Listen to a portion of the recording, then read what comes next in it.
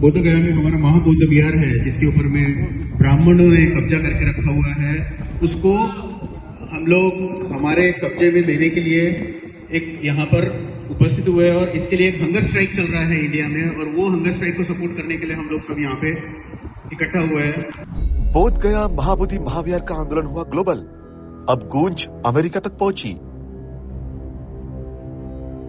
सब लोगों को मैं धन्यवाद देता हूँ कि आप लोग यहाँ पे आए और इस स्ट्राइक में हम लोग यहाँ पर सपोर्ट कर रहे हैं।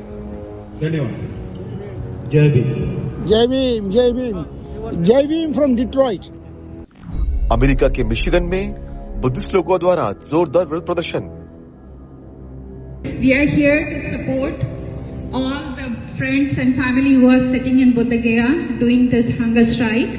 We are here to support them, and we are asking the government to finish this act, 1949 act, and give this holy place to the Buddhist people. Remove the non-Buddhist place from our pilgrim. Jai Bhim. Namo Buddhaya. जय भीम। महाबोधि महाविहार यह बौद्धों का आदर्श केंद्र है। स्वाभाविक है कि जिसका जो केंद्र है, जिसका जो धर्म है, उस धर्म के लोगों का वह स्थान जो है वह उसे वापस करना चाहिए। किसी भी धर्म के स्थान पर दूसरे व्यक्ति को प्रवेश नहीं दिया जा सकता, किसी को सदस्य नहीं बनाया जा सकता।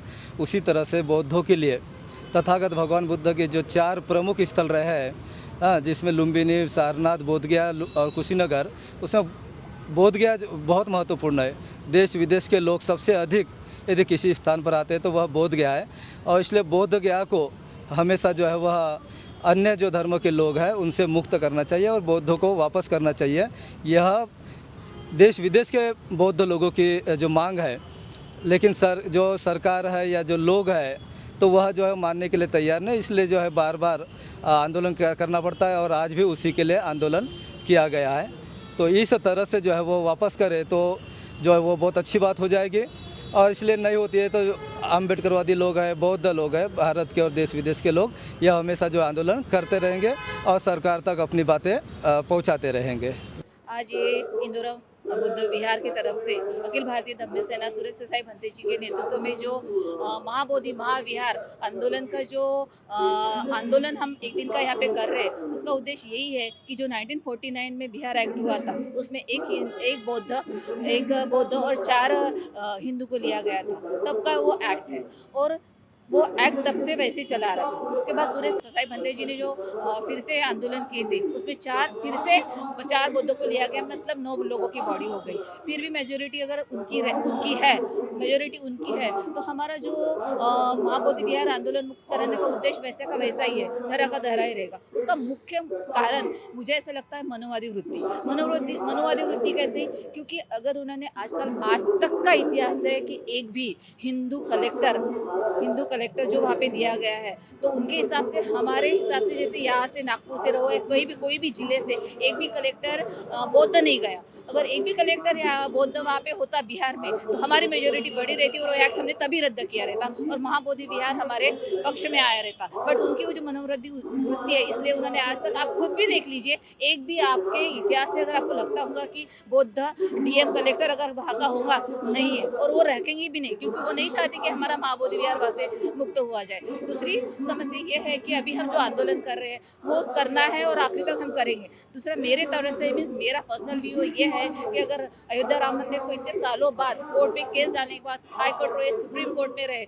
न्याय मिला और वहाँ पे अयोध्या राम मंदिर बना, वैसे ही हम अगर पिटीशन डालते हैं सुप्रीम कोर्ट में तो हमको ये न्याय मिलेगा, क्योंकि मेरे बाप ने, मतलब बाबा साहब अम्बेडकर ने जो संविधान लिखा है वो कभी भी खाली नहीं गया, क्योंकि उन्होंने एक एक कलम और एक एक अनुच्छेद जो लिखा है उसमें उनका महत्व है।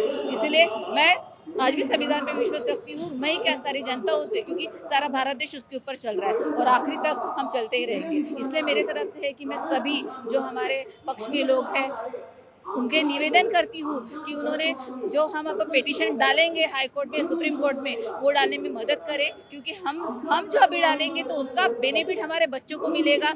लड़ाई कितने साल तक भी चलती रहे, क्या बोलते हैं हाई कोर्ट में, वो पक्ष, वो क्या बोलते हैं जो सुप्रीम कोर्ट का जो आदेश है यानी जो मिलेगा वो हमारे पक्ष में मिलेगा और हम इसमें जरूर सफल होंगे। और नहीं सफल हुए तो भी हमारा आज तक का इतिहास है कि हमको कोई भी पानी का सत्याग्रह हो, काड़ाराम मंदिर हो या फिर कोई भी रहे, वो जो हमको संघर्ष करके मिला है और हम भी इसमें संघर्ष करेंगे आखिरी तक और हम बिहार हमारे हाथों में ले ही रहेंगे, ऐसे नहीं तो कानून की तरफ से। धन्यवाद। जय भीम।